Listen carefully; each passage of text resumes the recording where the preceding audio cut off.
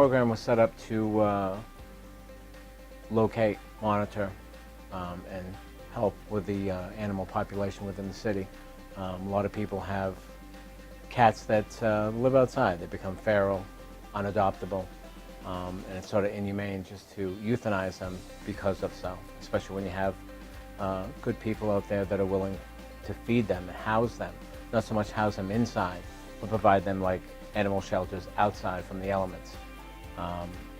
And what the program consists of, if you see a feral cat or a cat, you don't even know if it's feral, you give someone like me a call here at the station. My number is 862-1430, and I'll go check it out, the situation. And if it is like a feral cat, we have volunteers that go out and they'll trap the cats. They'll get them checked out health-wise. They'll get them all their vaccinations. They'll get them spayed. They'll get them neutered. But then they get released back to the area, especially those areas where somebody's there that's going to be feeding them on a regular basis. Susan Haywood is an angel. She does it all voluntary, you know, and she spends a lot of time.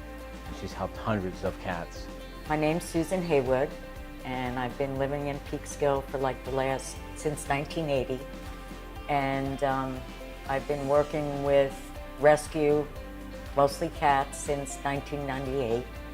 And that's when I was first introduced to feral cats and their plight, and studied what you could do about it. A lot of the rescue groups that I worked with would take friendly cats, kittens, but nobody was really addressing the feral cat situation. And you know, as cats can have 3 litters a year, one unspayed female, you really can have a lot of cats. Yeah. And and I had learned about a procedure called trap, neuter, return. And I studied it, and it said this was the best way to handle feral cats. I volunteer at the SPCA every Monday, where I bring the cats to get spayed, neutered. It includes a rabies vaccine, and then the left ear, the tip of the left ear is made level. It's cut off, and it's nationally the symbol that a cat has been spayed, neutered, and vaccinated. The whole purpose of the program is to maintain the animals that are there, but specifically to make sure that they don't have kittens every year. One unspayed female have 2 litters a year, 6 kittens per litter, 5 kittens per litter, 4 kittens per litter even. I mean, year after year, that's just hundreds of cats. When I first get to a colony, they will look poorly. They are, the unneutered males have wounds, they fight. The females, if they've gone through so many pregnancies, start to look very bedraggled. They usually have fleas.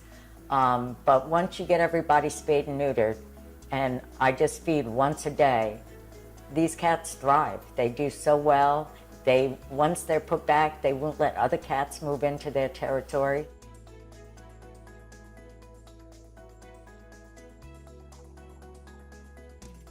SPCA took them in. Vanessa fostered this cat and then adopted it through the SPCA. You know, she got spayed and neutered, she got wormed, she got vaccines, and she's a beautiful girl. And she was microchipped. It was a pretty simple procedure. Sue, who has been really essential in this whole process, was really great about picking her up. Leslie has been also a great ally in this process, making sure that we've been getting her to her appointments. When I first got her, she was only 4 weeks old, so she was very small, so she couldn't be spayed at the moment, nor could she was too young to get any shots. But Sue would come and pick her up in the morning, take her to her appointments at SPCA in Briarcliff, then drop her off in the afternoon. She made sure that I knew kind of every step of the way, the paperwork I needed to fill out, and that I was comfortable with the whole process along the way. I think it's crucial for our community, especially our urban community, where we do have a lot of stray cats kind of roaming around. It's so important that we have this relationship with the SPCA, so they can take these cats in, so we can have kind of a better control over our cat population. So right now we're in the Simpson Clinic at the SPCA of Westchester, and we've had our clinic open since 1983. I think up till this year we've done about 65,000 spay neuters and low-cost wellness visits for people that otherwise wouldn't be able to afford it. And our feral cat program, our trap, neuter, return program, is been huge in the community because we probably spay neuter somewhere between anywhere from 300 to 500 feral cats a year, and we've been doing that since the clinic was open. So trying to put a dent into the population, because these are all cats that there's just not enough homes for. So people like Susan have been wonderful in the community, getting other volunteers involved to do trap, neuter, return, so that we have less homeless cats in Westchester. Good. And we also want to see our cats going to the right homes, to good families. There's so many cats out there, especially, I didn't know this before I adopted Kati, but black cats are actually the hardest to be adopted. They're the least to be adopted, so that was another reason why I really wanted to take her in.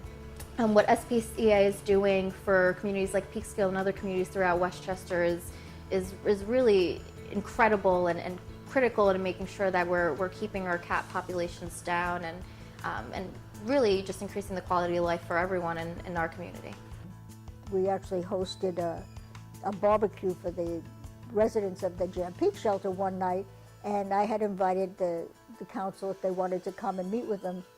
And Vanessa was one of the people who came, and she was sitting at the table with the folks from Jam Peak, and they were all holding the kittens or whatever, and she said, "Oh, can I see?"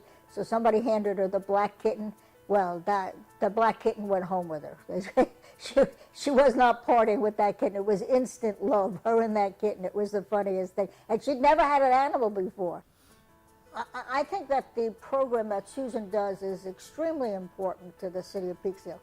Number one, it helps mouse control, which I don't know if people even talked about that. In addition to being difficult to do, it's also an expensive proposition. You got to buy all this food for cats you didn't have. In my case, it was not a problem, but for a lot of people, I know they can't do that.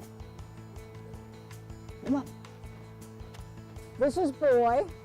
Boy showed up about the same time as the cats that Susan was talking about, the mother cat. The mother cat was living over there. So I thought maybe he was Papa, but I don't think he was. Okay. But he's been here ever since. He just made himself at home. He goes inside sometimes. In my garage. I can't have him upstairs because my cat freaks out at him. Right. Any of my girls in here? Oh, they're all in there. Sorry, girls. One just ran. 3 of them. I have 3 beds in here. They have lights that it heats the room. Yeah. These beds are really too big, but they don't really have smaller beds. So there's 3 of them, Mama and the 2 girls, which is why I got this, because it had enough space. It just has a rubber door, and there's a bed. But he's not used to it yet, so he won't go in by himself. He knows he can come out, but I realize everybody may not be able to afford cat condos for things, but I really would encourage anybody who finds a beautiful animal like this to first call either Susan or Wendell at Animal Control to get them spayed and neutered, and then if you can keep them in your neighborhood, and if you just feed them, they're beautiful. Yeah. Call me here at the station. My office number is 862-1430. If you can't remember that, 737-8000, the police department. They'll get me on the radio wherever I am within the city.